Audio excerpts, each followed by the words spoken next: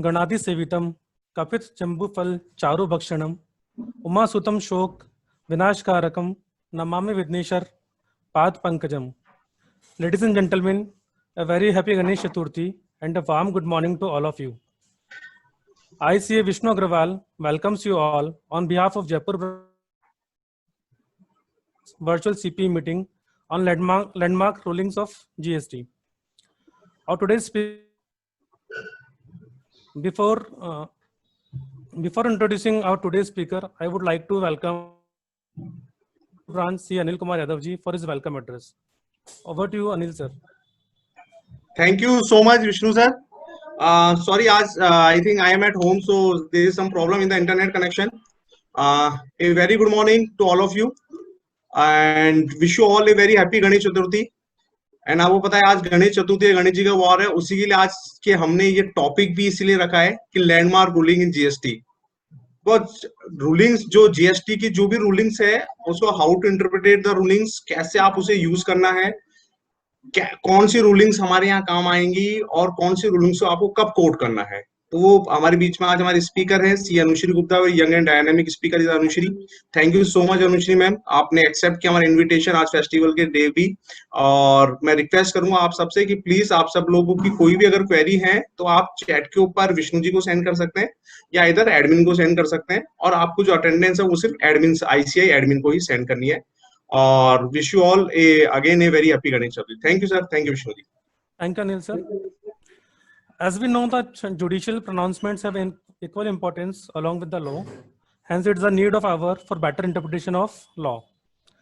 It gives me an immense pleasure to introduce our today's speaker, C. Anushri Gupta. Ms. Anushri Gupta is a practicing chartered accountant. She is a partner in the firm Messrs. Rajiv Gupta and Associates, and also associated with a law firm. She has of GST, service tax, state audit, and tax audits, direct taxation, and making representations to tax authorities. She is also engaged with the firm's sister consultancy for development of softwares related and financial statements such as Compute GST, Computex, Compubel, etc. She is actively participated and convener in various seminars conducted by ICI, TCA, and other associations, and contributed articles for various professional journals. She is also an identified faculty for GST by ICI. So now, without taking so much time, I would like to invite C. Anushri Gupta ji for today's session. Over to you, Anushri Gupta. Thank you, ma'am. So first of all, I would like to thank Jaipur branch for inviting me for this topic, landmark rulings in GST. GST law को आए हुए बहुत time हो गया है, but then litigation is never ending. Income tax law जो इतना पुराना है, that is there since such a long time, उसमें भी litigations are still going on. And GST, since 3 years, it is so unstable. Every day we have new notifications.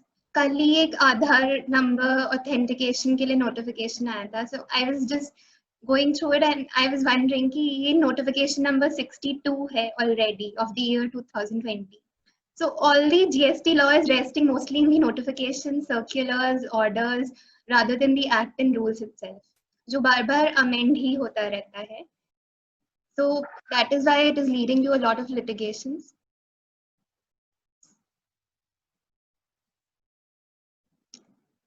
Starting with the topic for today.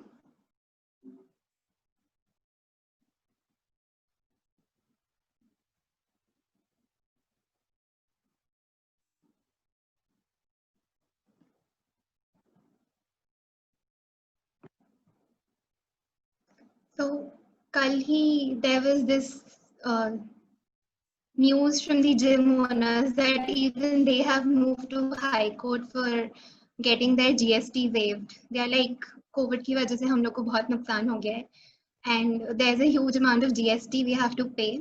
Even when the gyms are not open, you know, we have to bear the electricity bills, property tax and GST. तो इससे भी waive करो.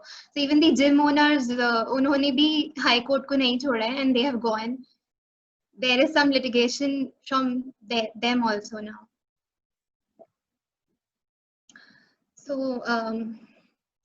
we all know जो भी अभी recent judgments और rulings ऐसे आई है, we all have the WhatsApp knowledge of that, because जैसे ही कोई landmark judgment आता है, so it's as soon as it comes, it is there on the WhatsApp, और हमने ये सारे judgments कहीं ना कहीं पढ़े हुए भी होंगे WhatsApp या Twitter पे. But the objective for today is, let's just try to understand these judgments in depth by reading it with the law, so that हम इस जजमेंट को इस कॉन्टेक्स्ट के अलावा आगे भी अपने असाइनमेंट्स में अप्लाई कर सके. We have to understand the analogy behind these judgments, जिससे आगे भी हम सेम लाइन पे, if we need to, we can contest taking help of these judgments. First one is जो अभी controversy चल रही है, that is about Rule 89 sub Rule 5, and उसका whether it is intrawires or ultrawires, section 54(3). So अभी जो recent ruling आई है, in case of VKC Footsteps India Private Limited, here the issue involved was कि जो unutilized input tax credit होता है inverted duty structure के case में. What is inverted duty structure? जहाँ पे हमारी rate of tax या rate of GST जो इनपुट्स पे है वो ज्यादा है, और जो आउटपुट जीएसटी है उसकी रेट कम है. जो हमारी आउटवर्ड सप्लाईज है उस पे हम कम जीएसटी पे करें. So suppose on your outputs the rate of GST is 28%, while on most of your inputs it is say 5%, 12%. हो सकता है किसी पे 28% भी हो, but more or less ऐसा रहता है कि इनपुट्स पे आपकी रेट ज्यादा है और आउटपुट पे कम है. Because of that you are not able to utilize your input tax credit fully, और वो आपका अनयूटिलाइज रह जाता है. So this is a situation of inverted duty structure. अब उसमें व्हाट इज द इशू, जो सेक्शन 54(3) है, that says you can claim, a registered person may claim refund of any unutilized input tax credit at the end of any tax period. So section 54(3) का जो ये part है, इसमें words क्या use किए हैं? any unutilized input tax credit. अब department इसको कैसे पढ़ता है? इसके बाद there is a proviso which says provided that no refund of unutilized input tax credit shall be allowed in cases other than. So unutilized ITC का जो refund है, that is allowed only in 2 cases as of now. एक तो zero rated supplies और inverted duty structure. Okay, so inverted duty structure के लिए this second part is relevant, which says where the credit has accumulated on account of rate of tax on inputs being higher than the rate of tax on output supplies. So department इसको कैसे read करता है कि ये जो यहाँ पे word inputs use किया हुआ है, इसकी वजह से हमें सिर्फ इनपुट्स का ही रिफंड मिलेगा.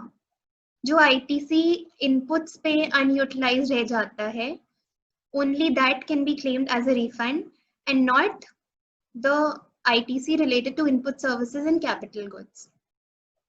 But the section is may claim refund of any unutilized input tax credit. यहाँ पे वर्ड क्या यूज हुआ है? Unutilized input tax credit. Input tax credit की हम डेफिनेशन पढ़े in section 2 of CGST act, जहाँ पे डेफिनेशन दे रखी है. So input tax credit means any credit, be it of inputs, input services और कैपिटल गुड्स. अब रूल 89(5) क्या बोलता है? फॉर्मूला कि हमें इन्वर्टेड ड्यूटी स्ट्रक्चर के केस में रिफंड कैसे है. इस फॉर्मूला में there is a component called net ITC. इस नेट आईटीसी को एक्सप्लेनेशन में एक्सप्लेन कर रखा है. सो उस एक्सप्लेनेशन में what they have said, net ITC shall mean input tax credit availed on inputs during the relevant period. Now this word inputs, इस चीज को लेके डिपार्टमेंट सेज कि नेट आईटीसी की डेफिनेशन में only the word inputs has been used, so you can claim you refund only related to inputs. Now the thing is, section तो आपको allow कर रहा है unutilized ITC के लिए, whereas the rule is saying only inputs. So can the rule restrict your right when the section is allowing you? इसके लिए department ने एक सर्कुलर भी इशू किया था. So डिपार्टमेंट ने इनपुट्स पे फोकस किया rather than which is a condition, and it ignored the words unutilized input tax credit. और फिर सर्कुलर में उन्होंने क्या कहा कि सेक्शन 54(3) भी इनपुट्स के लिए ही अलाउ करता है.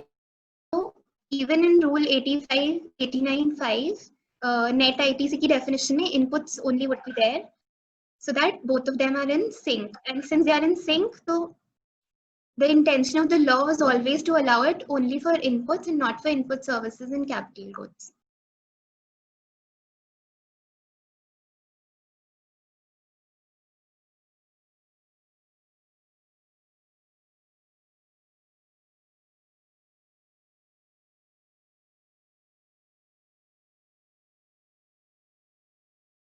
Where credit has accumulated on account of rate of tax on inputs. So this is only a condition. मतलब सिर्फ जब ये सिर्फ eligibility check करने के लिए है कि जब inputs पे rate of tax higher है और output supplies पे rate कम है, then you are eligible for claiming refund. But आप refund किसका claim कर सकते हो? Of all the unutilized ITC. So court gave the ruling in the same light which you just discussed. The court said that input used in proviso is only a condition. Section 54 allows refund of all unutilized ITC, which includes inputs as well as input services. And what did they say? That this circular and Rule 89(5) are read down to the extent that they deny refund of input services. So this is a favorable judgment, a welcome judgment. And how can we use this judgment in future also? One principle which comes out from this is rules cannot go beyond the act. So rules have to be always subservient to the act. वो act से ज़्यादा they cannot go ultra vires the act. Okay. Then input services. See, this judgment VKC Footsteps is dealing only with input services. But in future, if needed, if any assessee needs to contest, they can apply the same analogy and they can say that we can claim the refund for capital goods also, because section 54(3) is nowhere restricting it for capital goods. It is only the rule, the explanation for net ITC through which they are restricting it to inputs.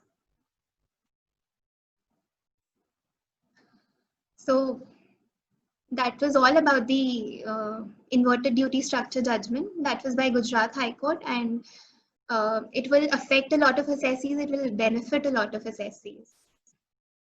Now coming to the next one, Tran 1. Again, we have had a plethora of judgments on this topic, and it is just going on.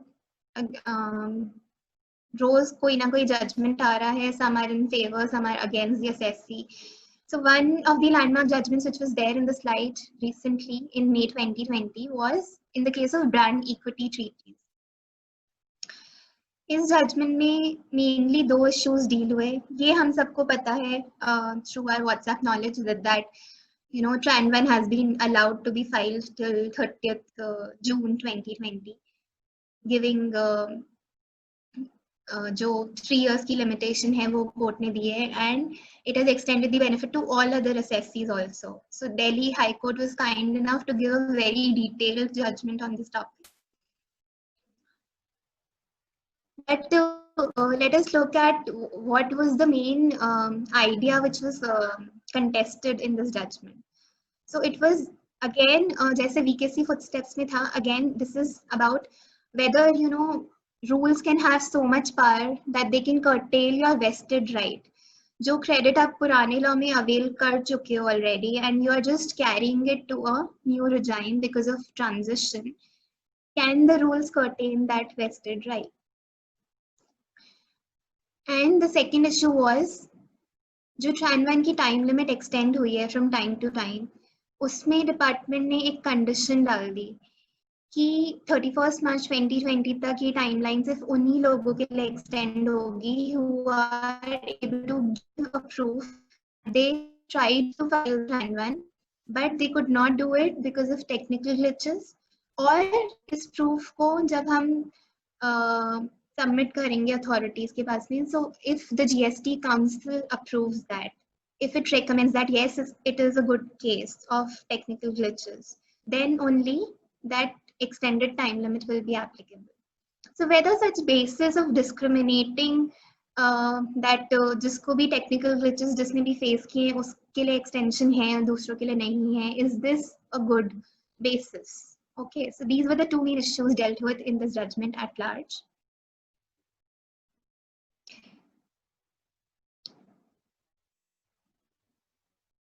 So let us look at the section 140 which deals with this.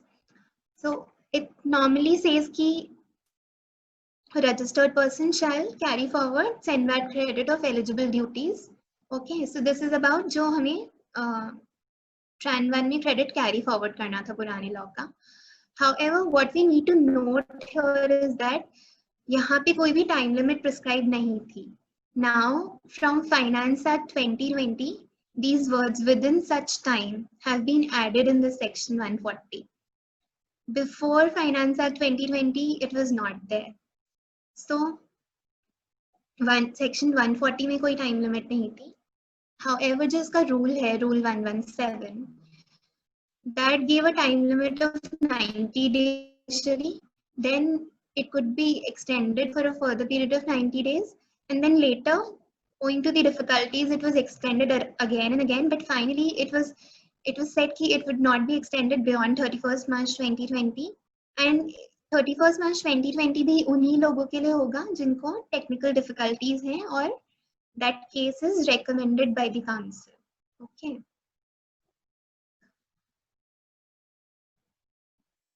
So what did the court say? The court said that transitional credit is a vested right under Article 300A of the Constitution. So what is Article 300A about? It says nobody can be deprived of his property. So ITC is such a right that it is as important as your property. It is something which is the basis of your business, because see, GST law stands on two things only. एक तो जो आपको outward में tax pay करना होता है, outward supplies पे, and your input tax credit which you use to pay your output tax. So ITC is something which is the backbone of GST. And GST law came with the objective that there is seamless flow of credit. So transitional credit that you earned in earlier laws, how can you take that vested right away from the assessee? Only because of these transitional provisions and procedural issues. So the court said that the time limit जो rule 117 में दे रखी है, that is directory only and it is not mandatory because आपके पास एक vested right है ITC का, and you cannot curb that right by way of a time limit. Then rule 11 court said कि rule 117 is to be read only procedural, that how is the form to be filed, the format of Tran 1 and all, but not for the time limit. Then the court directed the GST to open the portal. This was the first issue. Then second was जो हम technical glitches की बात कर रहे थे. Court said कि technical glitches वाला basis, that basis of discrimination is very vague, because क्या जो difficulties हमें online GST portal पे face होती है, only they are good. क्या assessee को जो offline difficulties हो रही है form को समझने में, form को file करने में, it is a new law, are those not important? So the court held that all the voluminous data that has to be filled in GST Tran 1 form, all the knowledge and capability and infrastructure that is required, even that is important. So even the offline things are very well important, and you cannot just say that only the person who is having proof of technical glitches, उसी को ये benefit मिलना चाहिए extension का. Okay. So these were the two main things that the court elaborated upon, And the court went a step beyond in this judgment. It said this judgment will not only be applicable to brand equity and a certain other set of assessees who were a part of this petition, but also to all the assessees who have been, suffering because of the issue of Tran 1 till date, because of the technical glitches. And the court directed the department to accept Tran 1 from all the assessees, either to open the portal for them या फिर manually accept करने के लिए कहा. So, but the court also said that ये limitation जो है, जो extension है, that cannot be perpetual. So we are limiting it to 30th June 2020. That is 3 years. That is a reasonable limitation from the date of enactment of GST law. That was 1st July 2017. Now this thing does not stop here. Brand equity आने के बाद भी बहुत कुछ हुआ. So it was like section 140 में time limit prescribed नहीं थी. Then this Finance Act 2020 which came in March 2020. उसमें section 140 का retrospective amendment तो आ गया July 17 से, which added those words, which जो ये within such time वाले words add हुए. But ये notify कब हुआ Finance Act 2020 का provision? After the judgment of brand equity.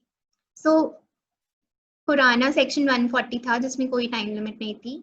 Then this brand equity judgment came on May 2020. Then soon after brand equity judgment, after 10-15 days, the Finance Act 2020 जो उसमें within such time वाले words थे वो notify हो गए. So then again there was a wave of litigation, again a wave of doubts coming up that whether brand equity will be nullified and this rule 117 will still remain directory or it will become mandatory. इसके बाद Madras high court ने एक against में judgement भी दे दिया, saying that rule 117 is intra vires section 140. This judgment was on 13th July in case of PR Money Electronics, and what they said that it is not a vested right. Tran 1 में जो हम credit claim कर रहे हैं, that is not a vested right. It is a concessional right because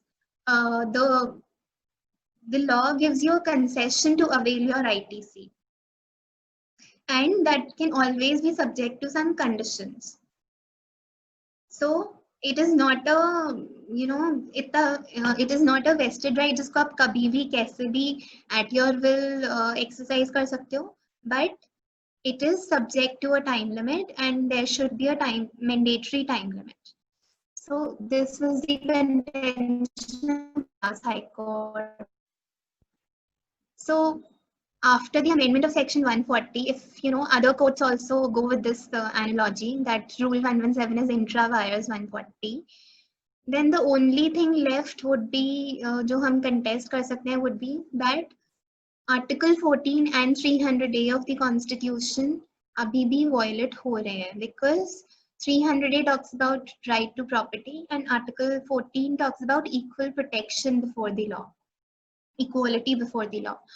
So we can always say कि जो retrospective amendment हुआ है section 140 में, that is not favorable to the assessee, and so such retrospective amendments are they are violative of the constitution, because आप कोई भी against वाले या adverse situation को जिसकी favorable judgment आ चुके हैं कोर्ट से, उसको nullify करने के लिए you cannot amend the law retrospectively against the assessee.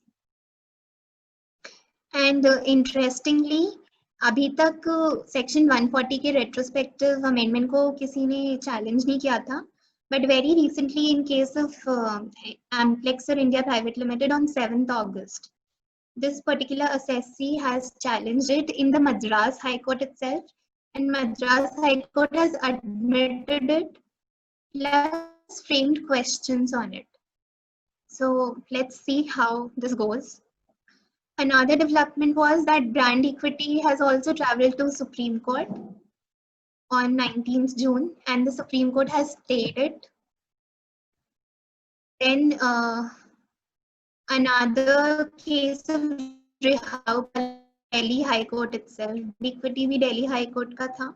So in case of Rihau Polymers, now Delhi High Court is saying that unless the ruling comes from Supreme Court, we cannot allow provisional manual filing, and we have to wait till the decision of Supreme Court comes.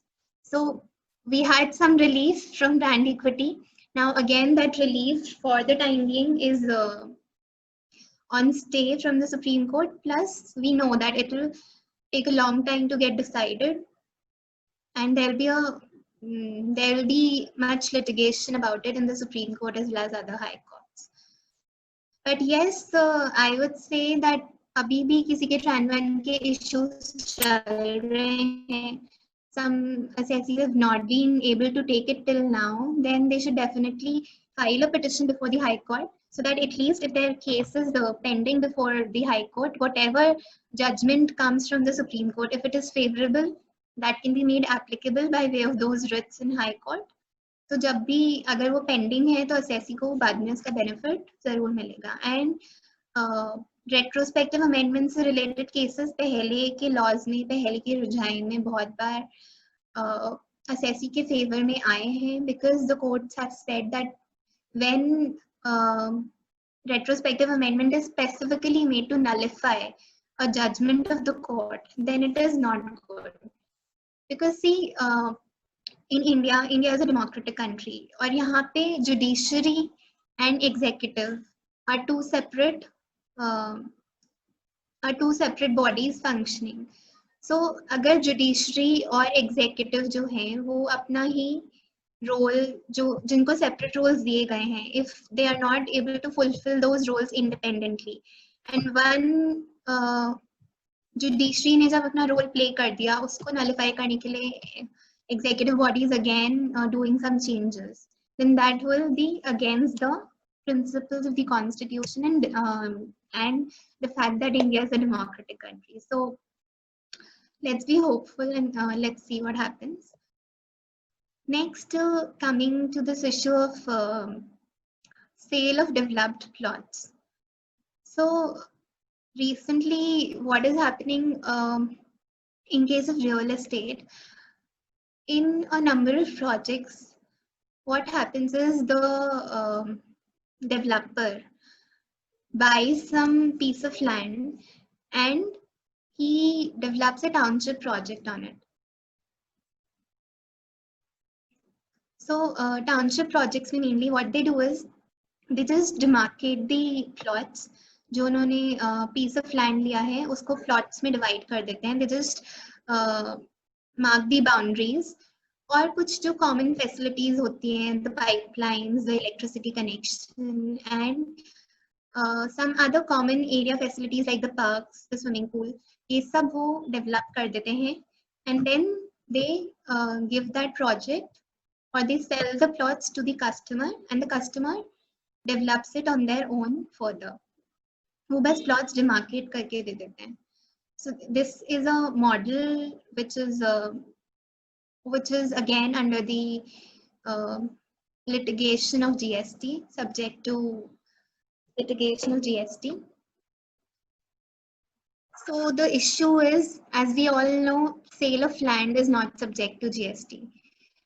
So in cases में क्या हो रहा है कि the builder, he buys a piece of land और उसको plots में carve out करके बेच रहा है.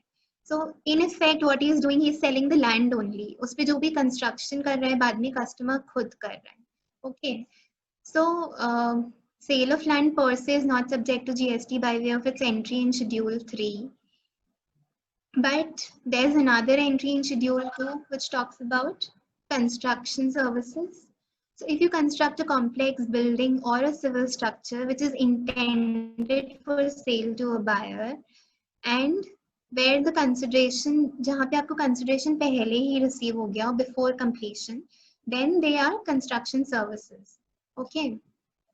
So the issue is whether sale of these plots, जो boundary बना के बस plots sell हो रहे हैं, those will be subject to GST or not. So there have been some advanced rulings जो अभी तक अगेंस्ट में ही आई है असेसी के, but the thing is the amount of GST involved is very large in the is very huge in these type of projects. So from analyzing these rulings, what can we do, how can we design the agreements to make sure that this activity does not come within the purview of construction services, and how that can fall within the ambit of sale of land under Schedule 3 so that it is not taxable. So let us look at these rulings. So there was one ruling in case of Dipesh Anil Kumar Nayak, which said that the court these are some lines from the agreement. His sale price includes the cost of land as well as the cost of common amenities. So we find that the activity of sale of developed plots would be covered under construction services. So is इनके agreement में what was the main thing, that जो sale price थी that was comprising of cost of land as well as जो उसने common amenities like जो common parks, swimming pool, internal roads within the township जो develop की थी, those were उनकी price भी, उनकी cost भी sale price में included थी. The agreement was saying this. Then there was another one, Satyaja Infratech. इसमें भी it said that the subplots of varying sizes would be sold under the name of Bliss Homes with the basic facility. Okay, so basic facilities भी sell हो रही है plots के साथ में. So again the agreement was saying that it is for sale of land, sale of plots as well as the basic facilities. Then there was another judgment, Narni Constructions, which is discussed in these rulings, where the court said that sale price is not for the virgin land, but it included development of sites and provision of infrastructure. Plots जो plots sell हुए उसके साथ there was an assurance of development of infrastructure and amenities. So it is a service. So this judgment was under the Consumer Protection Act, but this was discussed in these rulings. So the thing is, what we can infer from all these rulings is कि जहाँ भी आप ऐसा agreement कर रहे हो that you are agreeing to transfer the land, that is the plots as well as the basic facilities, there it will be a construction service and you will have to pay GST on it. But if you say in the agreement that you are selling only the plots and the basic facilities, you're not selling them, but they are only to make your land ready for sale, that is a part of your marketing activity. Because a barren land जिसके आप सिर्फ boundaries बना दो, plots carve out कर दो, वो as such how will you market that land? उसको वो कभी भी marketable नहीं होगी, आप कभी भी उन plots को sell नहीं कर पाओगे. So it is just an activity of making that land ready for sale. If you design the agreement in that manner that you are selling only the plots, basic facilities are only for marketing purposes, then it will be a good case to say that it is just a sale of land under Schedule 3 and not a construction service. Rajasthan में particularly in इस type की cases में there's this Rajasthan Township Policy 2010, which also says that all the public area, these common facilities have to be surrendered to the local authority after completion. So after completion, वैसे भी ये जो common amenities हैं वो आप local authority को transfer कर रहे हो and not to the customer. So this is another one good point to take, कि customer को तो हम वैसे भी ये local common amenities transfer ही नहीं कर रहे हैं. So our transaction is only for sale of plots, which is pure land. You can also take shelter of the dominant nature test, जो भारती संचार निगम लिमिटेड के केस में था. This was a landmark judgment in itself. It said, कि telephone connections provide करना, that is a service, and if you are selling SIM cards in that process, then that will not amount to a sale of some goods. The dominant transaction is of providing telephone connections. So it will remain a service. Okay. Narni constructions that the rulings have, you know, the authorities have resorted to, you can always say that it is a rule, it is a judgment under the Consumer Protection Act, and both the laws are different. Consumer Protection Act is different, GST is different, so that judgment cannot be made applicable to the scenarios in GST. So and one thing is, ये landowner और developer दोनों same हैं in the model I was discussing. Landowner has the land and he is only demarcating the plots. Where landowner and developer are separate, there we have to again see the facts accordingly and then decide whether it is a service or sale of land.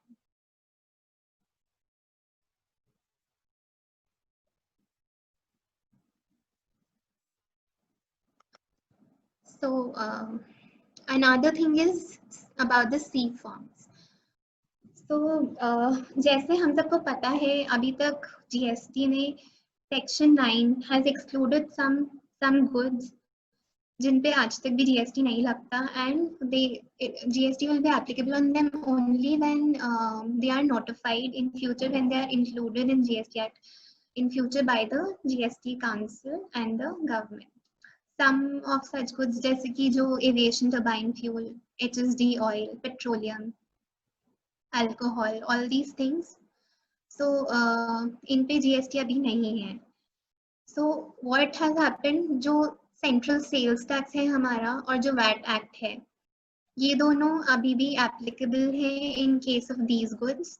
Jin goods पे section 9(2) में अभी GST नहीं है, all those CST and VAT are applicable, state VAT laws. So this judgment in case of Sri Raipur cement plant. It was by Chhattisgarh High Court. Department का contention क्या था? This particular assessee was, you know, purchasing HSD oil from another state, और वो C forms issue कर रहा था to claim so that CST is levied at concessional rate of 2% and not the higher rate. Okay, so what the department said, that CST Act is no longer applicable. It has been repealed. You cannot take the benefit of concessional rate of 2% by issuing C forms, and आप C forms का benefit नहीं ले सकते और आपको ये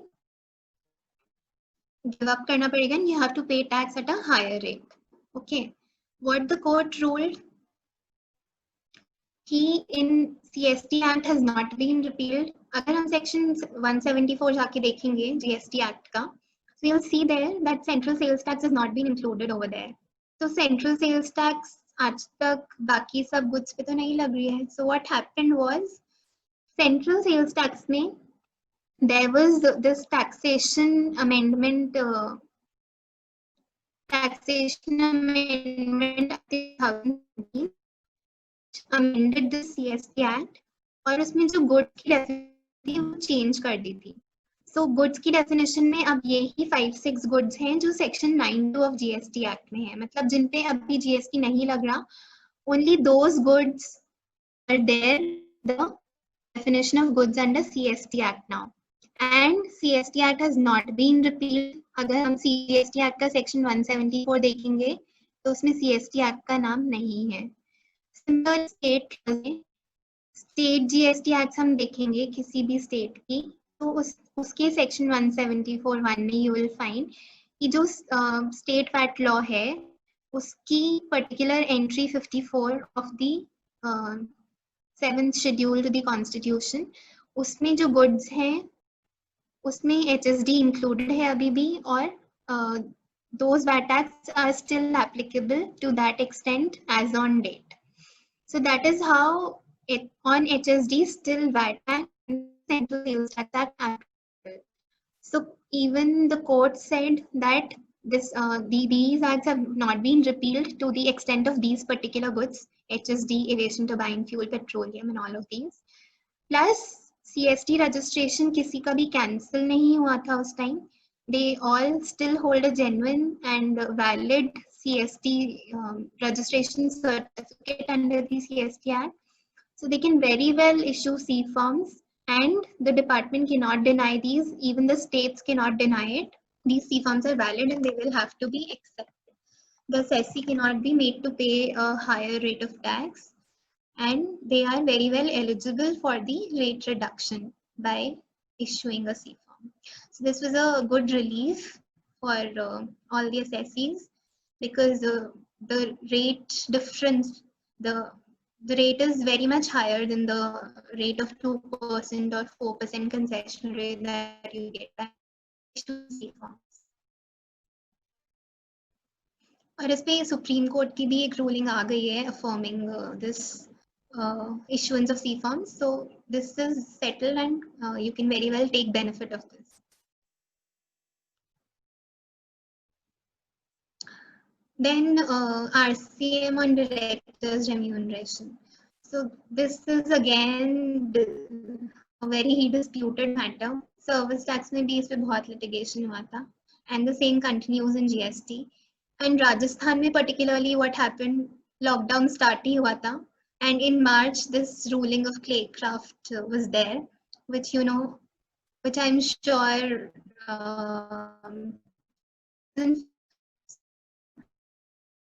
all our clients were ringing us that what to do and what not to do. Do we have to start paying GST under RCM on directors remuneration? And there was a lot of confusion. Specifically, जब ये राजस्थान की आई तो all the clients were sort of worried in Jaipur. But service tax में भी there have been some favorable cases. Although litigation is going on, still you get notices for service tax regime also for this situation. But how to get out of this situation, how to make sure that you can make your clients safe, and what can you tell them to make sure कि RCM आप नहीं pay कर रहे हो, and you can very well stand before the authorities that why we are not paying it. So one good ruling that came later in May 2020 was from AAR Karnataka. There the assessee had raised a question that what will be the situation in case of director's remuneration, whether GST has to be paid under RCM or not. So in this ruling, the authorities discussed two scenarios, and they discussed it quite clearly, because उसमें assessee ने ये clear नहीं किया था कि वो जो director की बात कर रहे हैं that is executive director और non-executive director. So authority ने दोनों scenarios को consider करते हुए ruling the. What did they say? In case of executive director, वो एक employee होता है company का, so that situation is covered by Schedule 3. Because executive director is, always responsible for the day-to-day affairs of a company. He is as good as an employee. उसको आप salary pay करते हो. उसका TDS भी under salaries deduct होता है in under section 192 and Income Tax Act. So all these things very well, show that executive director is always an employee. So that is very well covered by this entry of Schedule 3, services by an employee to the employer in the course or in relation to his employment. But they clarified in scenario 2 that in case of nominated or non-executive director or say independent directors, जो service provide की है, जो ये लोग अपनी services दे रहे हैं company को, they will be a service and they are not in the terms of employment. So these type of directors, they इनकी case में यही कहा जाएगा कि they are rendering some services, the company is taking some services from them, and so RCM will be applicable.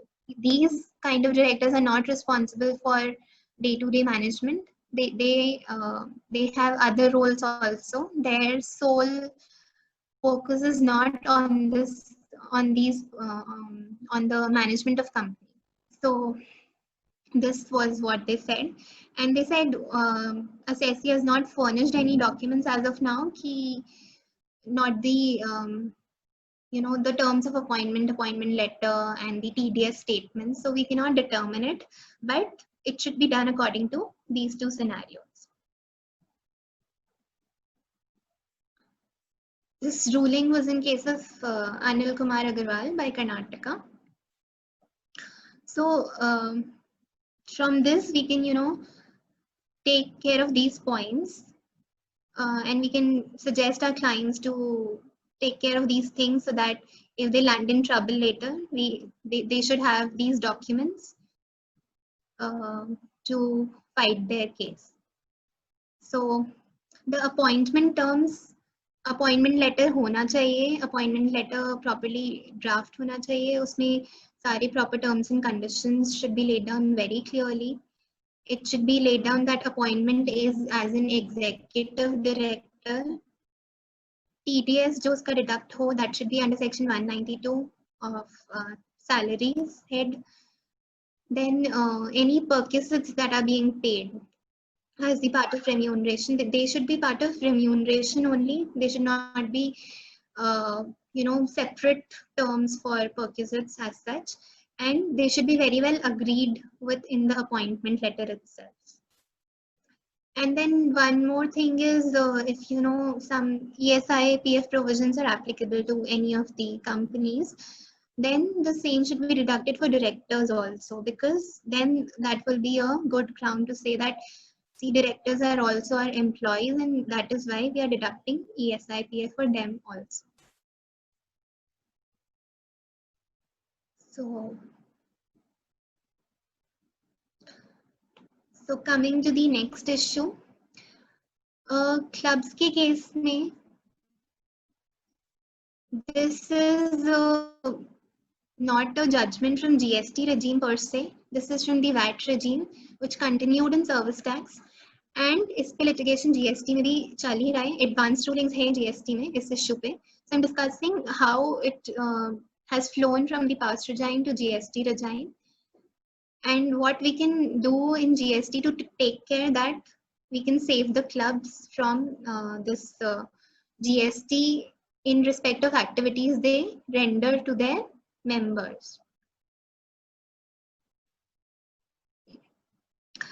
So there's a doctrine of mutuality which has been discussed from a very long time.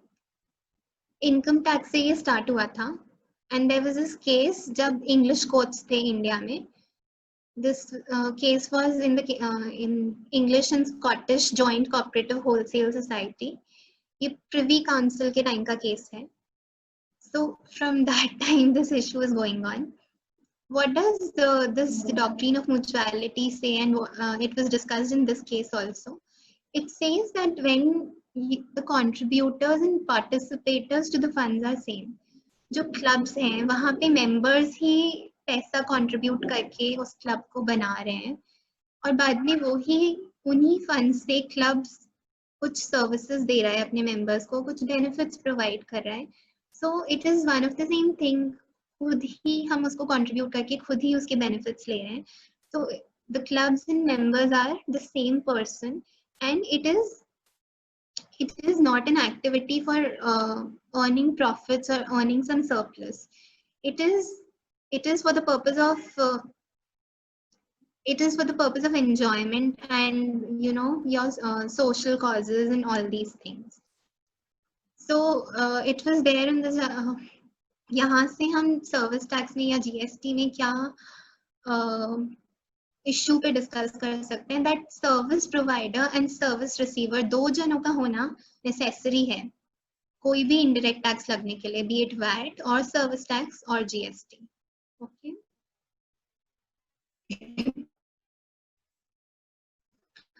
so and VAT as such applicable नहीं था clubs पे, service tax भी नहीं था. But what happened, इस transaction को tax करने के लिए जो एक्टिविटीज क्लब्स अपने मेंबर्स को देते हैं, प्रोवाइड करते हैं, सर्विसेज प्रोवाइड करते हैं, या जो भी गुड्स सेल करते हैं क्लब्स अपने मेंबर्स को, बी इट ईटेबल्स और एनीथिंग, उन एक्टिविटीज को टैक्स करने के लिए, उन पे वैट लगाने के लिए what the government did, they amended the constitution. Clause 29A of Article 366 में एक ये entry insert की गई. It was about tax of goods by any unincorporated association or body of persons to a member thereof for cash, deferred payment or other valuable consideration. So, इस entry ने specifically this amendment aimed, this was to tax the clubs only, any unincorporated association जो clubs के case में होता है, और ये कोई भी supply कर रहे हैं अपने members को, supply of goods by these associations to a member for any consideration or cash. So इस article से, इस amendment से they sought to tax the clubs, the activities by clubs to its members. अब but इस amendment से क्या clubs पे tax लगाया जा सकता है? That is a big question. So इसी article के कुछ elements, that is supply of goods and valuable consideration. We have to see whether these are even fulfilled when a club gives services to its members or sells goods to its members. So there was a judgment in 2019 in case of Calcutta Club Limited. It is a very elaborate judgment. The Supreme Court dealt with it in great detail and analyzed every aspect of it. So what did they say? Indian Contract Act में 2 persons का होना necessary है so that consideration would flow between them. Consideration किसके बीच में flow करेगा? There should be some promisor and there should be some promisee. उन दोनों के बीच में ही consideration flow कर सकता है. Consideration cannot be from one person. So one thumb rule that they said was definition of consideration. जहाँ भी आप consideration word use करोगे, that requires the existence of 2 persons. Then they also discussed this doctrine of mutuality, which was discussed in another, landmark judgment, Young Men's Indian Association. It is a very old judgment, it dates back to 1970, which discussed doctrine of mutuality in detail, and on the very same theory, they said कि हम खुद को goods sell नहीं कर सकते. One cannot sell goods to oneself. And this is the very case of clubs. So, by way of doctrine of mutuality, clubs पे tax नहीं लग सकता by way of this article. This was the view of Calcutta Club judgment. This is the view of Supreme Court in Calcutta Club judgment, doctrine of mutuality plus consideration. 2 issues they dealt with in detail. Calcutta Club judgment also discussed the position in service tax. So for a brief, what was there in service tax? जब positive list based taxation था service tax में, तो क्या होता था? तब first time 2005 में एक entry insert की थी to tax the clubs. And then what happened in 2012 जब हम negative list based regime पे हम shift हुए, so there was another deeming fiction introduced that unincorporated associations and members will be deemed to be distinct persons. So the Supreme Court, talking about both the positive list based regime, it said that service tax will not be applicable on clubs from 2005 onwards, again on the basis of principle of mutuality itself. It said service receiver and service providers, at least 2 persons are necessary for the happening of a service. जो service का meaning है service tax law में, Finance Act 1994 में, that is not fulfilled because there are no 2 persons in case of a club. And there were 2 very good judgments of Jharkhand High Court in Ranchi Club and Sports Club of Gujarat in the service tax regime, which had given a favorable view, and Supreme Court affirmed these 2 judgments. So this was the position in service tax law in brief. There were adverse judgments also, but these judgments provide some relief, and now they have been affirmed by Supreme Court in 2019. So that is a big relief for the assessees. Now what happens in GST? GST में हम इसकी position देखें तो there's a supply in section 7. Supply की definition में we all know that consideration is there, the word consideration. Then there's this definition of business given in section 217E. It talks about उसकी बहुत सारे subparts हैं. उसमें one of the parts is provision by a club, association, society, or any such body for a subscription or any other consideration of the facilities or benefits to its members. So provision by a club of facilities to its members. This is specifically included within the definition of business. So section 7 में हमें ध्यान रखना है supply की definition में consideration word है, business की definition में फॉर अ सब्सक्रिप्शन और एनी अदर कंसिडरेशन वर्ड है, ठीक है. देन कंसिडरेशन की डेफिनेशन अगर हम देखें तो again it says includes any payment made or to be made in respect of or response to or for the inducement of supply of goods, whether by recipient or by any other person.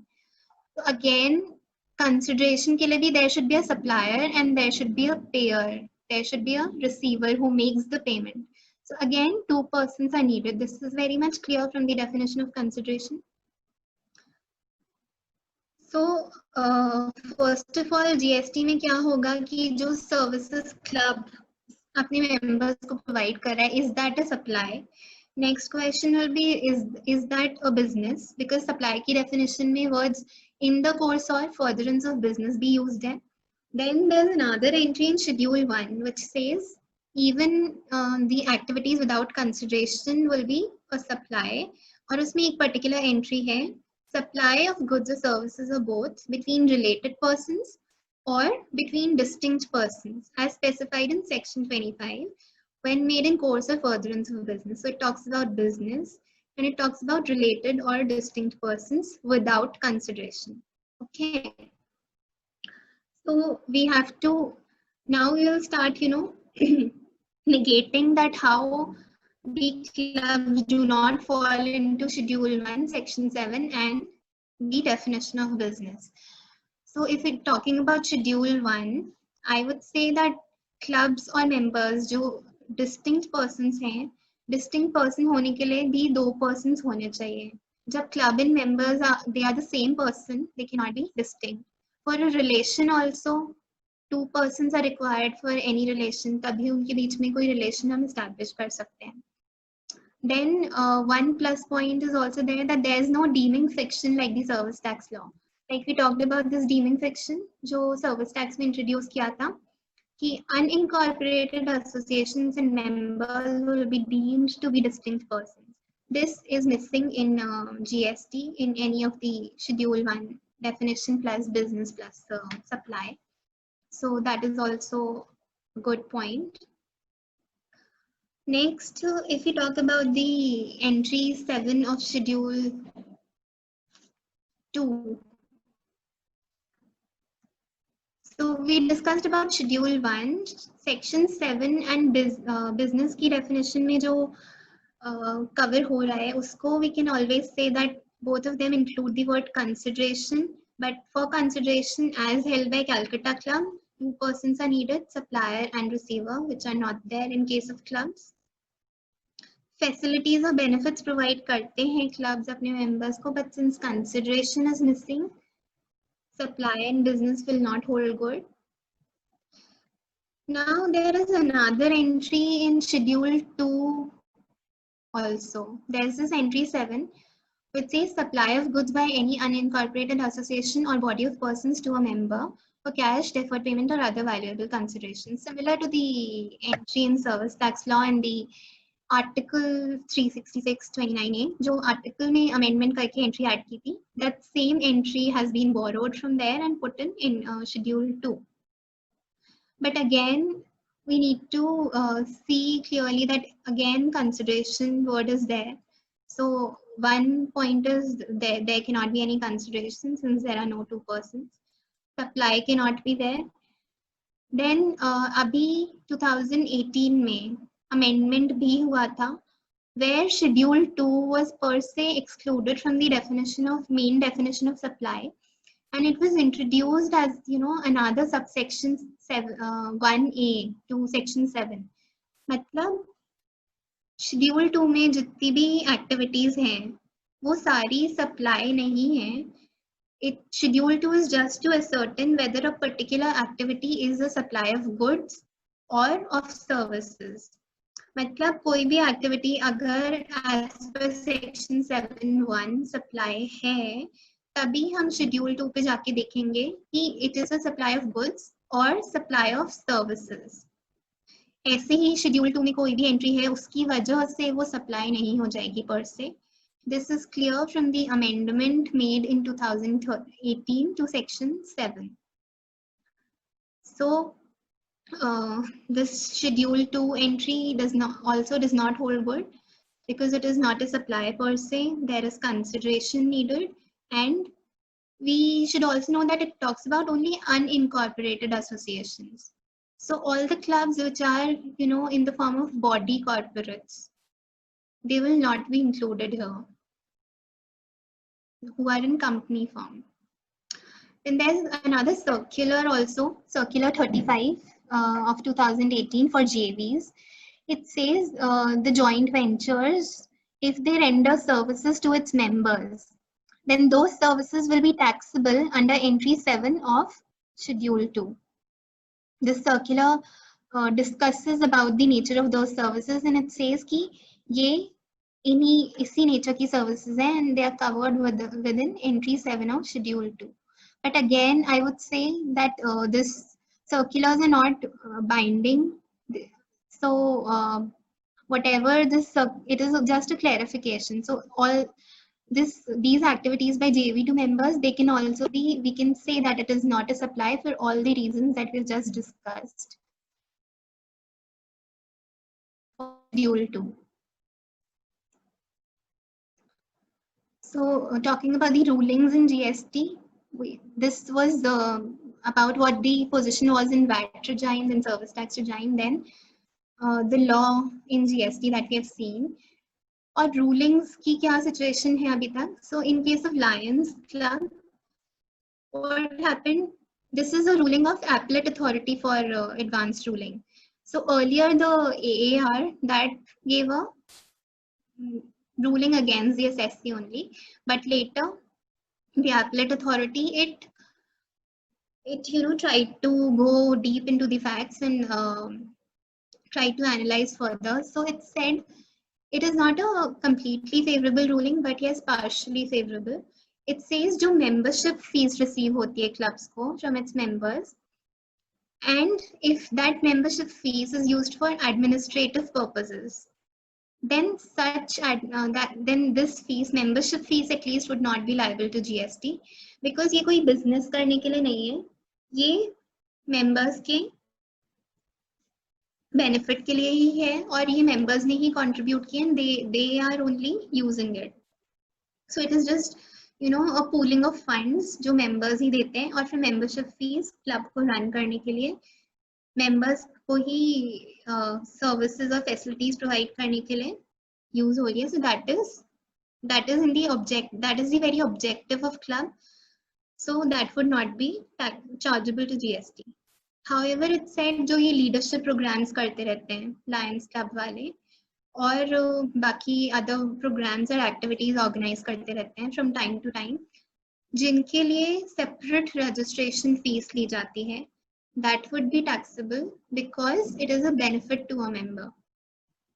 तो इसके लिए they said benefit would be included within the definition of business. Consideration भी fulfill हो जाएगा because registration fees is being charged, and therefore there is a supply and it is chargeable to GST. Okay. Rotary Club के case में क्या हुआ? Again, this is an order of the Appellate Authority for Advanced Rulings. So पहले Advanced Ruling Authority ने against में ही दिया था. But later on, this Appellate Authority, it relooked, it again analyzed the facts.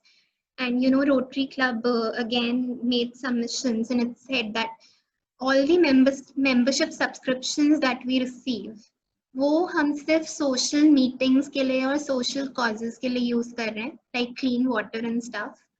उससे members को कोई facilities और benefits नहीं हो रही हैं specifically. It is only for social causes. इसलिए यहाँ पे कोई business element नहीं है. जब members को facilities और benefits नहीं है, like we talked about, business की definition में facilities और benefits हैं. So if facilities and benefits are not there, then it should not be a business, and therefore it should not be a supply.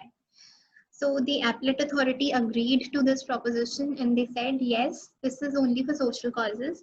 So you have to clearly see if the membership fees, they looked into their P&L and they looked at their expenditures, and they said, so yes, if all the subscription fees is mainly for social causes, then it would not be liable to GST.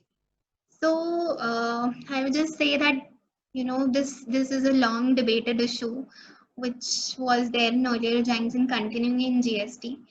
But if your club is structured in such a way that, you know, you are able to prove that the membership fees received is only for the social causes, is only for the objectives of the club for which the club was founded, and आप कोई particular member को या particular group of members को benefit नहीं कर रहे हो, you are not using the fees for that, then that would be out of the GST net. Yes, for the जो clubs members के लिए programs करते रहते हैं, अगर आप उसके लिए registration fees separately charge करोगे, that is a matter of litigation. Because in that, doctrine of mutuality would be a little subjective to hold good.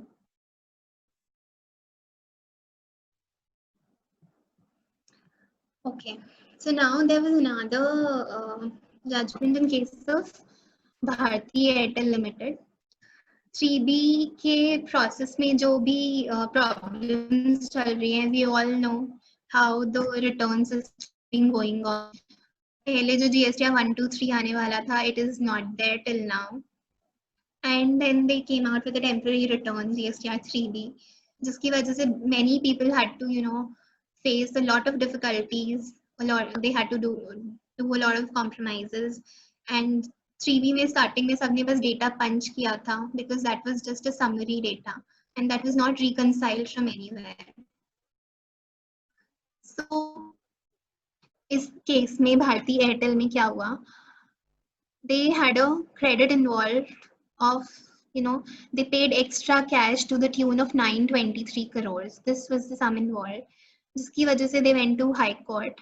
They said that for the period July 17 to September 2017, the initial period, जब the government was, you know, always saying that GSTR 123 will come and there will be a system-based reconciliation, but it was not there. So this assessee, Airtel, you know, had to take registrations in each and every state of India. पहले service tax में it had centralized registration, but GST में इसको registration compiling all the data for monthly returns for the purpose of 3B, taking out all the output tax liability and the input tax credit details is very difficult, was a very voluminous task for Airtel. And it said we missed many invoices accidentally, we missed many credit notes that were pertaining to the invoices issued in earlier regimes like service tax. And so on account of these things, हमारी output tax liability हमने ज़्यादा report कर दी और ITC नहीं ले पाए जो हमें available था, but we could not, you know, compile the details, so we could not take it in 3B. और इस वजह से we were compelled to pay the liability in cash. So it also said, the SEC also contended कि GSTR 2A अक्टूबर 2018 में जाके ही एक बार operational हुआ था. GSTR 2A भी उससे पहले अवेलेबल नहीं था. So we could not even see what was the credit available to us. तो हम उसको ले भी नहीं पाए. Original return system was never implemented. Excess payment इसका हो गया. Then there were 2 circulars issued by the government. उसमें क्या हुआ था? So when GSTR 1, 2, 3 ये वाला system implement होने वाला था, that time the circular said that automatic correction will happen because it will be a system based reconciliation. GSTR 2 के through सारा credit match हो जाएगा, and if you miss any credit you can always enter it here. 2A में आपको दिख जाएगा, and then you can add the remaining credit in GSTR 2. So there was no system of revising your returns under GST. There is no system till date. The only thing is you can amend your return in the next period itself. तो पहले इस circular में they said कि automatic system based होगा, but later on this was in September 17. But later on when this 1, 2, 3 did not come, they came out with a circular in December 17 which said कि 3B में कोई भी errors correct करने हैं तो आप कैसे करोगे? You correct them in the month you notice them. So suppose आपने 200 output liability report कर दी August में, but you figure out in September कि it was not 200 but it was 2000. You can add the extra 800 in return of September. Okay. So this is what they suggested in this circular. But Airtel ने क्या कहा कि we want to correct our returns of July to September 17 itself because we cannot keep on making reconciliations for period to period. उस period के reconciliations हम बाद में adjust करके करेंगे. Plus they could only figure out the ITC details. This sum of 923 crores they could figure out only after only later in 2018. So 17-18 was already over. And I'm getting a message for remote control. So Airtel said we want to correct our returns only in that period itself because that way only we'll be able to match it with our books. Otherwise, we will keep on making reconciliations. And every law, scheme of every law should provide for rectification because you cannot ask the assessee to do an impossible task. अगर किसी ने कोई गलती की है returns में, तो there should be a system of rectification always. So what did the Delhi High Court say? It said yes, constraint imposed was arbitrary and it was contrary to provisions of the Act. It said scheme of the entire GST law and GST Act was that there will be a system-based reconciliation. आपका 1 जाएगा, फिर 1 ही आएगा, 2, 2A and then 3. So everything will keep getting reconciled on its own various steps. But since that system was not there and on account of that assessee has lost so much credit, so this circular is not in line with the scheme of the Act, and it said that this circular should be read down to the extent that it restricts the rectification in respect of period in which error had occurred. मतलब उसी period में it should allow the rectification. Then the Delhi High Court instructed the department to allow them to rectify the 3B. And however, obviously they said कि you can always verify that claim and then you can process it. मतलब आपकी 923 crores का sum you can verify it. और अगर ये claim सही होता है, then you can process it. But you should allow it. You should allow the rectification in the same period. Claiming refund also was not the solution. जो department was saying कि the assessee can always claim a refund, but then we all know कि getting a refund processed is so much of a pain. So for this sum of 923 crores, Airtel said we have to rectify our returns only. So this was one of the major cases, and this judgment shows that, you know, all the lapses in procedural aspects, they do not stand much in front of the courts. The department might say that, you know, you have to go by this procedure and that procedure, but if the procedure is not good for the assessee, if it does not give relief to the assessee, then the courts do favor the assessee, and it should be like जो भी return system है, that should be so easy that the assessee should be able to follow it easily. So अगर उसमें कोई भी lapses हैं, then you can always approach the court.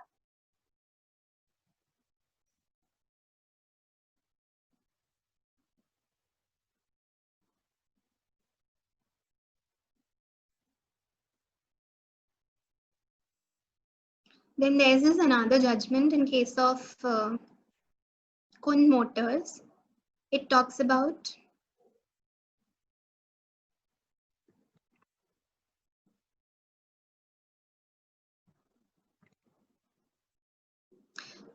just a second, just give me a second.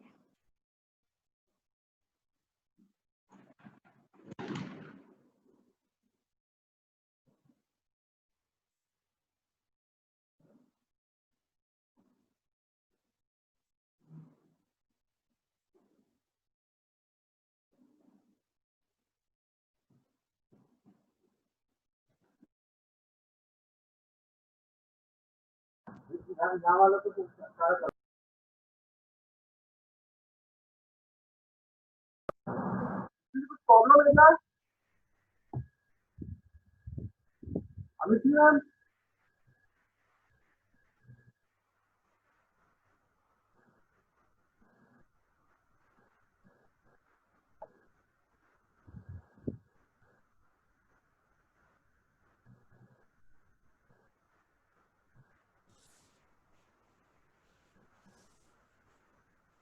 आ नहीं रहा है Amit ma'am आपकी आवाज नहीं आ रही है आपका वीडियो नहीं आ रहा है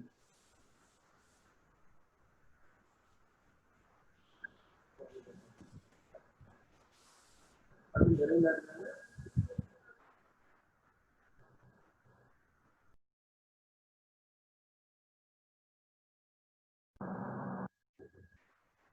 I think there is some technical problem. तो अभी वाणी सिंह मैम ज्वाइन कर लेगी मैं जस्ट इन्फॉर्मेशन उनसे बात कर लेता हूँ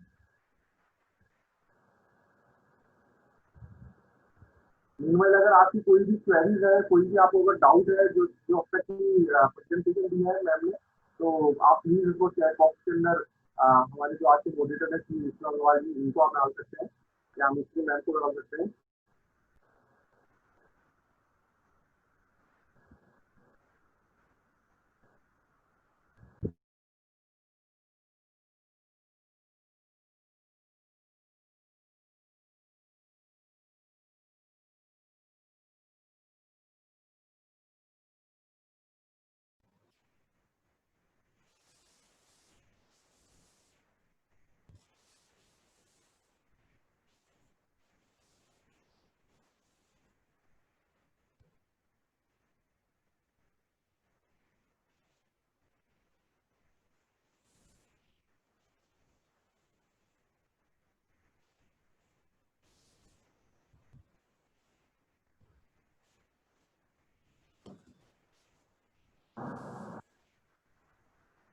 हाँ ज्वाइन कर लिया है अनुश्री मैम ने हमें दूसरे सिस्टम पे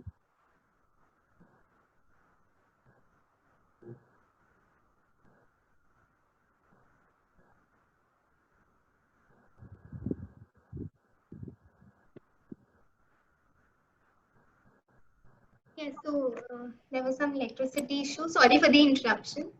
Let's just start again.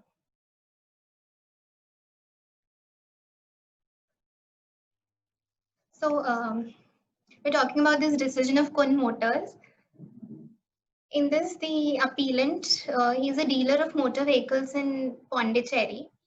So there was this appellant there was another person who purchased a car from appellant 1.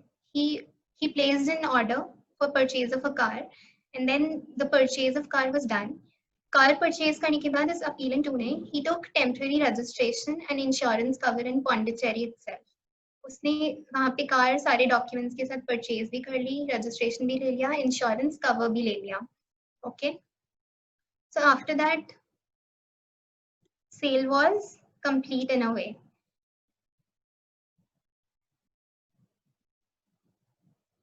I'm just okay. So, but this assessee, this appellant 2, he used to live in Thiruvananthapuram. So, what did he say? He requested this dealer कि आप मेरी car को पौंडीचेरी से त्रिवेंद्रम में transport करा दो, so that I'll be able to use it there. Because इस appellant 2 के पास खुद के पास कोई means of transportation नहीं था, इसने डीलर को रिक्वेस्ट किया और डीलर ने अपनी खुद की लॉरी में उसको ये व्हीकल ट्रांसपोर्ट करा दिया पौंडीचेरी से त्रिवेंद्रम में. नाउ व्हाट हैपेंड, इसके लिए डीलर ने एक इनवॉइस भी रेज किया ट्रांसपोर्ट चार्जेस कलेक्ट करने के लिए और इस पे IGST पे कर दिया. But what happened, the department intercepted this lorry in between saying that it does not have a e-way bill. अब इस केस में the issue was whether an e-way bill is required at all or not. We need to see whether the supply terminated in Pondicherry or in Trivandrum. ये कोई supply भी थी क्या पौंडीचेरी से त्रिवेंद्रम के बीच में जिसके लिए ई-वे बिल चाहिए था. So what did the Kerala High Court say? It said कि जो मोटर व्हीकल था वो वहाँ पे पौंडीचेरी में परचेज हुआ, रेसिडेंट त्रिवेंद्रम का था, बट सिंस पौंडीचेरी में रजिस्ट्रेशन भी हो गया उसका और इंश्योरेंस कवर भी ले लिया, दैट मीन्स सेल कंप्लीट हो चुकी. आफ्टर दैट जब डीलर उसको त्रिवेंद्रम में ट्रांसपोर्ट कर रहा है at the request of buyer, it is a transport of a used personal effect. चाहे तो वो त्रिवेंद्रम वाला रेसिडेंट ही could have driven the car itself to Trivandrum, but उसने ड्राइव करने की जगह he just requested that person in Pondicherry to transport it. So it is a case of transport after the supply has been complete. जो supply है that was complete there itself. So the court said कि possession car का already transfer हो चुका है, ये उसका personal effect बन चुका है. And if we look at the e-way bill rules and the provisions of e-way bill, there's an annexure which specifically excludes personal effects from the provisions of e-way bill. So e-way bill is not to be generated for used personal effects. The court said since it is a personal effect, therefore no e-way bill is required. And जब e-way bill required ही नहीं है इस case में, it is a case of post supply, then the vehicle cannot be intercepted on account of not carrying an e-way bill. Then they also said कि जो second sale of motor vehicle है वो वैसे भी taxable नहीं होती है state में, because we all saw कि sale of used cars के case में there was this notification कि जब तक वो premium पे sell नहीं हो रही है above its WDV where you are earning a profit, it cannot be a sale. It is not liable to GST. So जो TNT मोटर्स है यहाँ पे जयपुर में भी, उसके केस में भी सेम इशू वैट रिजाइम में चल रहा था, that the second leg of the transaction जो ये ट्रांसपोर्ट हुआ बाद में, that will be considered as a sale for VAT purpose और not. So even that is going on in the High Court right now, and it was granted a stay on 7th August. So this is a favorable thing only, that if you are carrying some personal effects, that is not a supply, and for that you need not issue an e-way bill. So you can very well say to the authorities that you cannot intercept a vehicle for this purpose.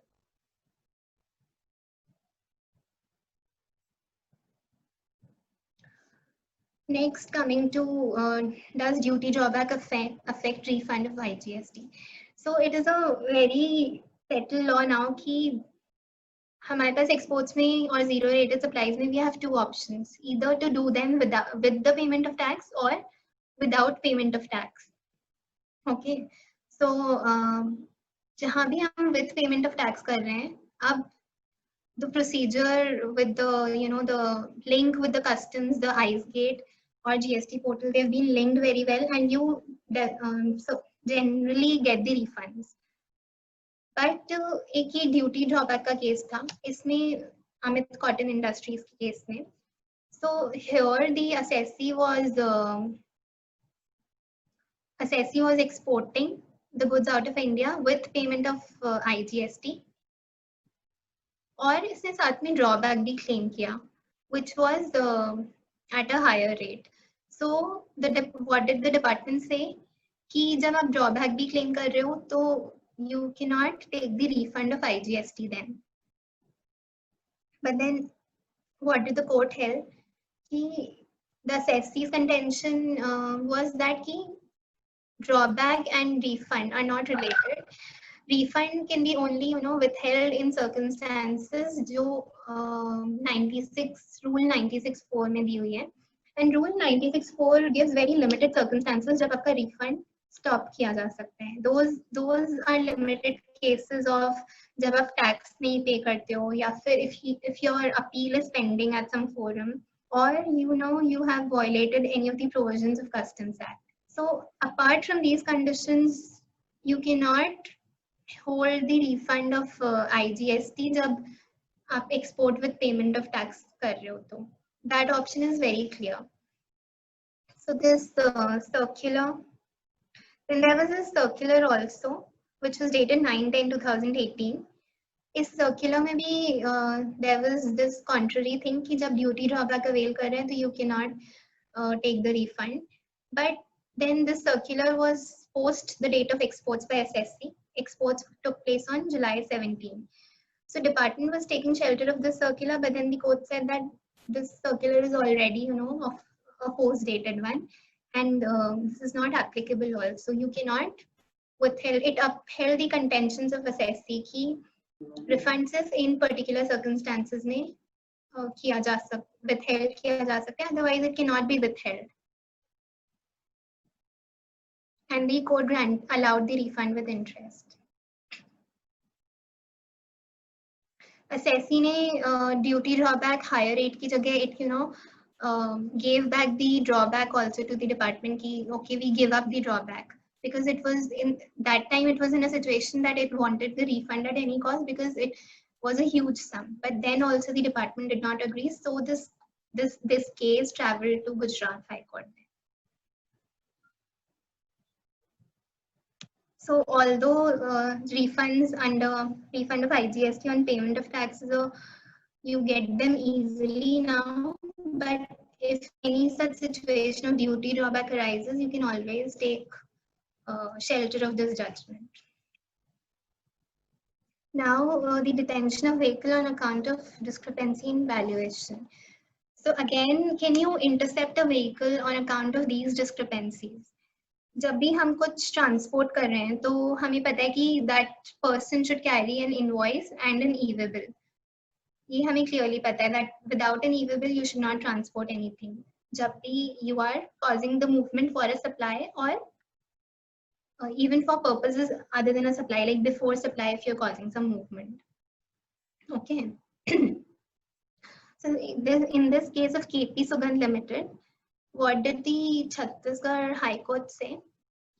The facts of the case were that this particular assessee was a manufacturer of pan masala and tobacco products, and they dispatched the goods in January 2020. They also generated the tax invoice and the e-bill, and they gave it to the in charge of the conveyance. So that vehicle was intercepted by the officials, and what did the officials say? That e-bill and invoice are okay, but we think that the valuation is very low and the goods are of much higher value in the lorry that is there or the truck that is there. So they issued notice in NOV 07 under section 129, and the assessees filed a reply explaining everything, but then they made a case out of it, and then they issued an order. So the court said that, in such cases, assessee has followed the procedure. He has issued the invoice and e-bill that is required for the transportation. If there was an issue of valuation at all, you should have referred the case to the appropriate authorities, or if wo koi appropriate proceedings, they could have initiated appropriate proceedings separately. But you cannot per se make detention. You cannot seize a vehicle on account of discrepancies in valuation. Department said कि जो MRP है in goods की, that is very low, and the goods are being sold below MRP by the assessee. So the court on this point, it also said that there is no restriction on goods being sold below MRP. It is up to the assessee how he values his goods, and if अगर कोई valuation का issue भी है, तो this is not the proper way to deal with this issue. You should have referred it to the appropriate authorities. आप कोई vehicle इस basis पे vehicle का detention नहीं कर सकते, because there are goods which have their shelf life and they will be perished if you do not allow them to move further on. So department said that this act of detention is not good, and the department court said this, and the department ने एक और बात कही इस case में कि assessee direct court भी नहीं जा सकता जब ऑल्टरनेटिव रेमेडी उसके पास थी अपील की under section 107. he should have taken that. So but the court said कि in this case डिपार्टमेंट ने विदाउट अथॉरिटी ऑफ लॉ एक काम किया है. उसने एक व्हीकल का डिटेंशन किया है जिसके लिए there was no authority, because e-bill and invoice were very well available with the person. So in such cases of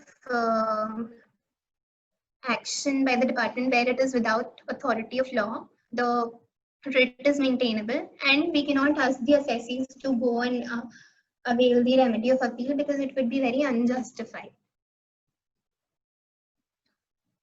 So this is also a good case, and we can use this whenever the vehicles are intercepted, and if we have a invoice and e-bill in our hand, then we can always contest our case.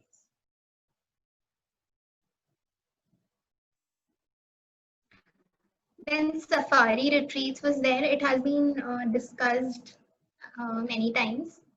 So in brief, I would just say that section 17(5)(d) में हम सबको पता है, it talks about block credits. और construction के case में it says that credit will not be available, construction of immovable property के case में. But there is a certain word called own account used in that section 7.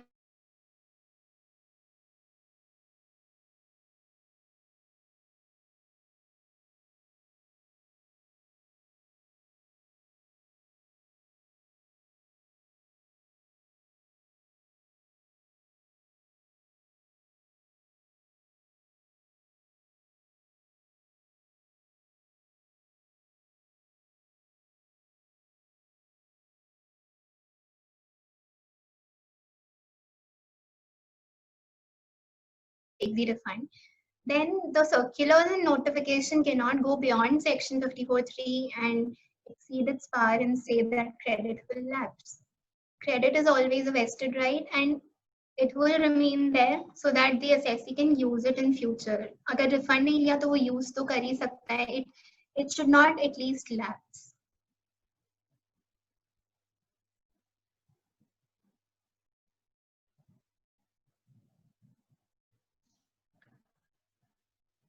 Then there are some other issues which have not been decided till now, but I would say that you all also might be wondering कि इन issues का क्या हो रहा है और क्या चल रहा है, because these are some issues which are problematic since the beginning of GST era, and सभी को इसमें कुछ ना कुछ problem है.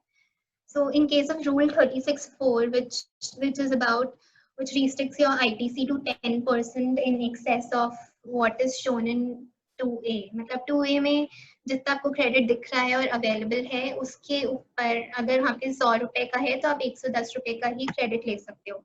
This is what Rule 36(4) says, and you know, this is causing problem to a lot of assessees because this exercise of matching your 2A, reconciling your 2A every now and then with your purchase books is a very big task, and it is not possible to do it always. Plus, when you have purchased some goods, you have availed some services, and you have an invoice for it,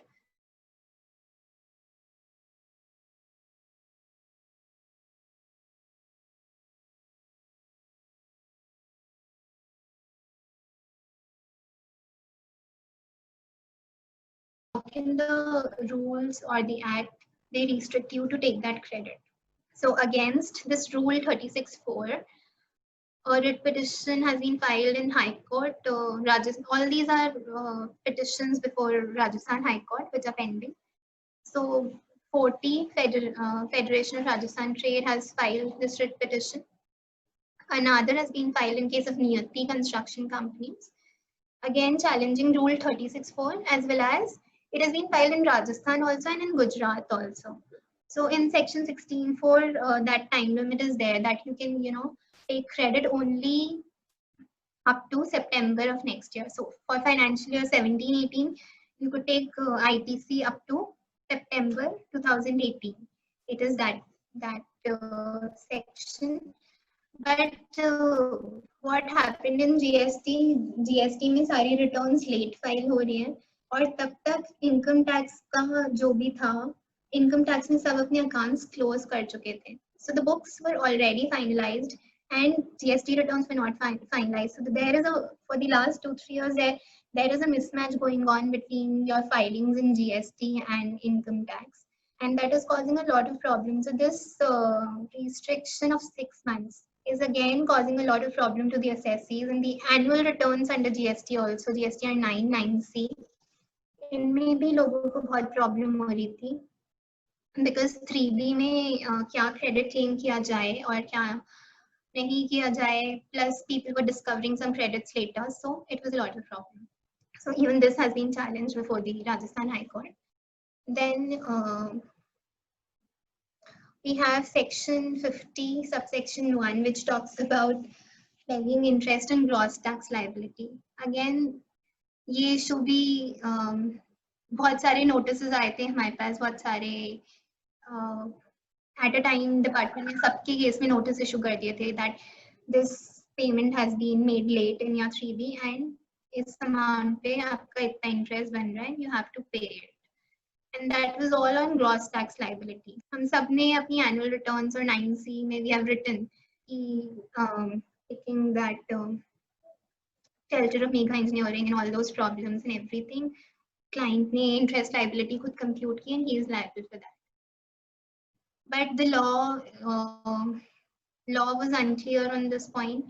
Now a proviso has been added in section 51 which clearly says that interest will be only on the portion that is paid in cash by debiting your electronic cash ledger.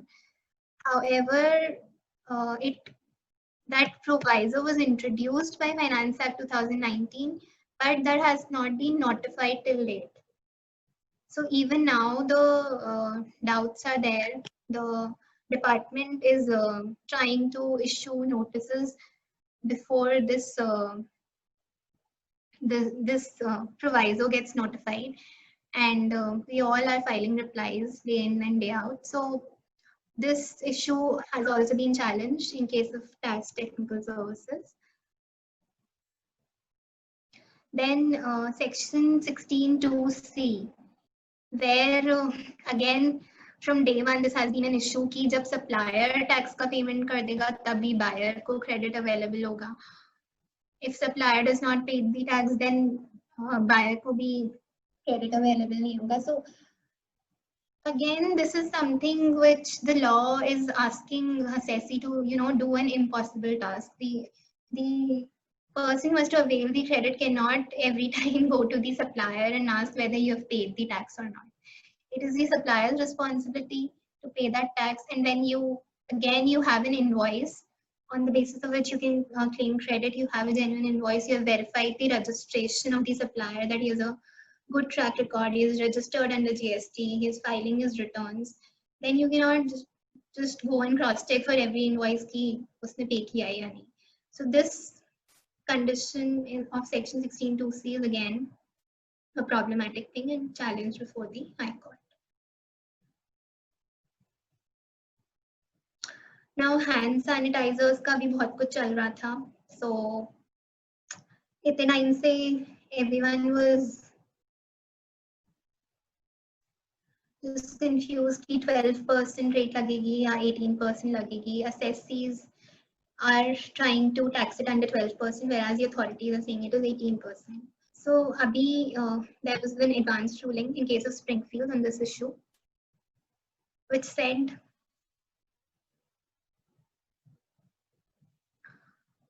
that it will be applicable on 18%. And why is it so? Because see, there were two headings under which there was dispute, 3808 and 3004. So in 3808, 3808 is about disinfectants. This is about disinfectants, and this is about medicaments. So applicant was trying to classify it under medicaments and department under disinfectants. So the advanced ruling authority said it is a disinfectant only, because a medicament, in a medicament there should be curative and preventive properties. So sanitizer को अगर हम देखें तो it is only for your general hygiene. वो as such कुछ cure नहीं करता. Medicine जब हम लेते हैं तो वो एक disease को cure करती है. Sanitizer does not do that. And prevention also should be of a particular disease. अगर कोई medicine इस type की है कि वो एक particular disease को prevent करने के लिए ही बनी है, then that could be classified as a medicament.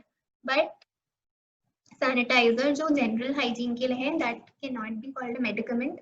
As per the general trade parlance rule also, you cannot say that sanitizer is a medicine. So this will fall under 3004 only.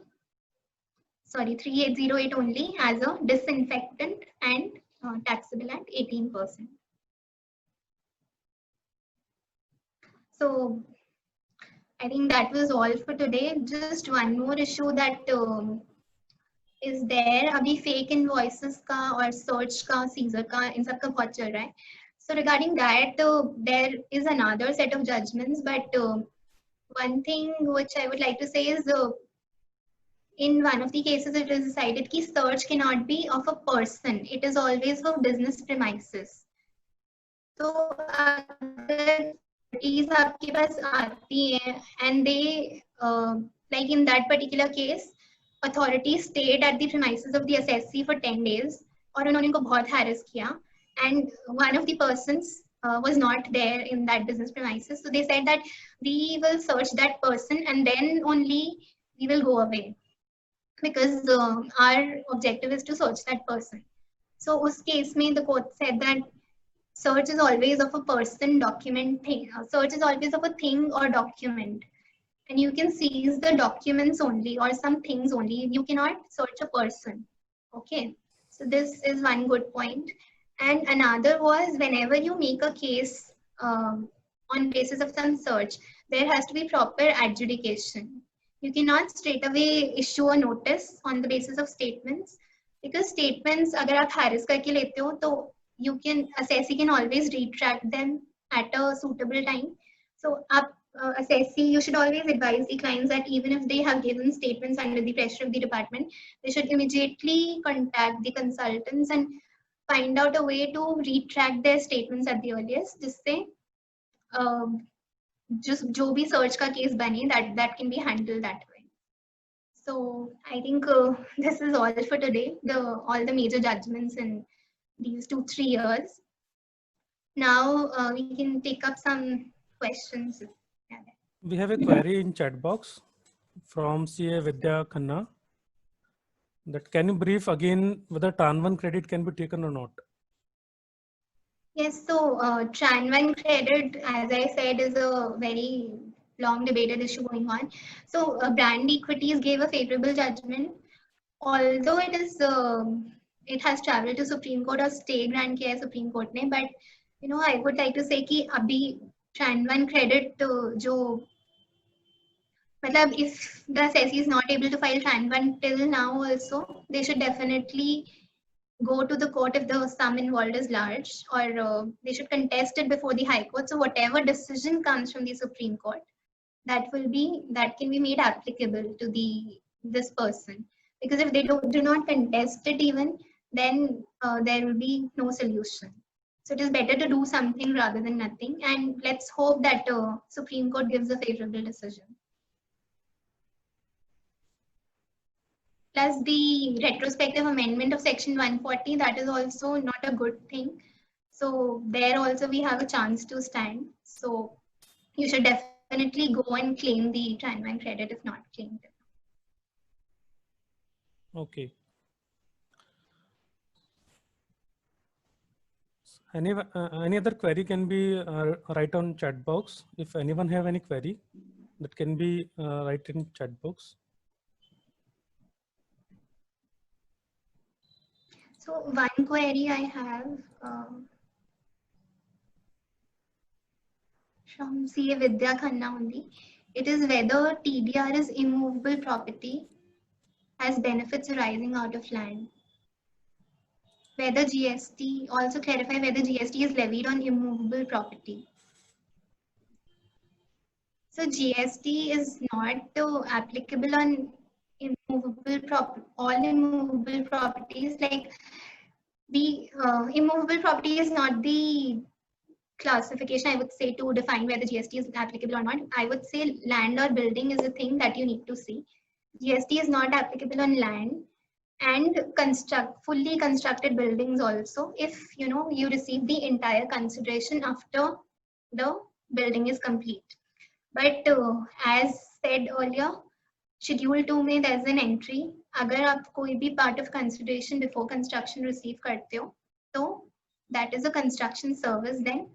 Or immovable property is not liable to GST, but जो construction services हैं for constructing an immovable property, that are liable to GST.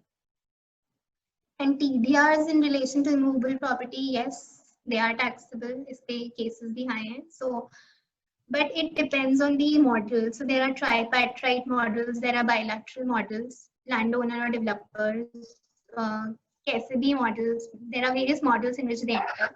So in some cases, the TDRs are transferred. In some cases, the TDRs are not transferred.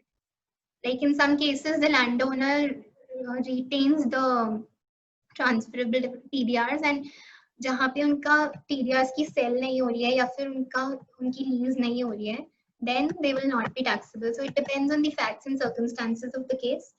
If you have your agreements and model in such a way that TDRs are not being transferred, तो वो supply नहीं होगा, taxable नहीं होगा. But if you are transferring it to the developer, so फिर yes, it will be taxable. Okay. Thank you. Any other query?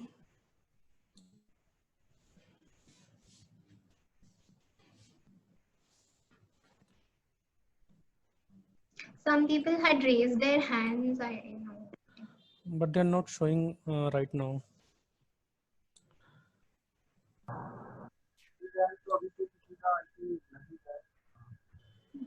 जो मैंने query तो आप प्लीज रेज हैंड भी कर सकते हैं.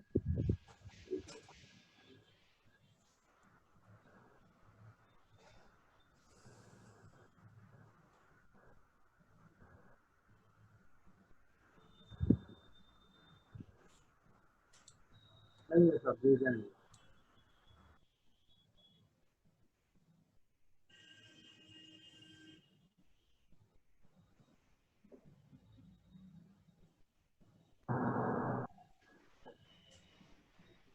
कोई क्वेरी है विष्णु जी आपकी चैट के अंदर? कोई क्वेरी है? No, sir, there is no any query. Amit ma'am आपके पास भी कोई क्वेरी मेरे पास आपकी चैट के अंदर डायरेक्ट आ गई मेरे पास भी. Sorry sir, Anil sir, आपकी आवाज थोड़ी I could not hear. मैं कह रहा हूँ कि क्वेरी कुछ आपकी चैट के अंदर आइए direct. Should I discuss something else? आपके पास कोई क्वेरी आई है चैट बॉक्स में अनुश्री? नहीं, मेरे पास एक ही आई थी, ये विद्या Okay. खन्ना की TDR से related. Okay. So I think we should conclude this today's session. So thank you so much, Anushri, for enlightening us on landmark rulings in GST. It will be very thankful, very useful for all of us in GST practice. Thank you so much. Please accept certificate of appreciation as a memento from Jaipur branch of CIRC of ICA. And Vishnu ji, now you please accept the appreciation certificate from Jaipur branch of Thank you ICA. so much, sir. Thank you so And much. thank you so much Anushri ma'am, thank you so much Vishnu ji, thanks to all the viewers, and please आपकी query अगर कोई रह भी गई है तो please आप हमें मेल कर दीजिएगा। अभी मैम इज अवेलेबल, हम उससे लिंक के ऊपर क्वेरी मंगवा देंगे, रिप्लाई मंगवा देंगे। Yes, And you what- can always contact offline also, and Yeah. And so once again wish you all a very happy Ganesh Chaturthi। आप थोड़ा बच्चे भी रहें कोरोना से, अगेन रिक्वेस्ट है आप सबसे। तो थैंक्स टू ऑल। कल हमारी GCM है सीएसएस असेसमेंट प्रोसीजर के ऊपर, एंड उसमें हमारे स्पीकर्स हैं सीए प्रमोद जैन जी, दिल्ली से जो सेंट्रल काउंसिल मेंबर भी हैं वो आ रहे हैं। 4 to 6 हमारी GCM रहेगी। आई थिंक मैसेज सबके पास आ गया होगा और आप ये रजिस्टर कराएं। रजिस्टरमेंट अभी गवर्नमेंट ने जो स्टार्ट करी है, नया इनकम टैक्स में जो सिटीजन चार्टर आया है उसके ऊपर पूरा हमारी GCM रहेगी 4 to 6। तो प्लीज आप रजिस्टर कराएं उसके लिए। Thank you to all, thank you.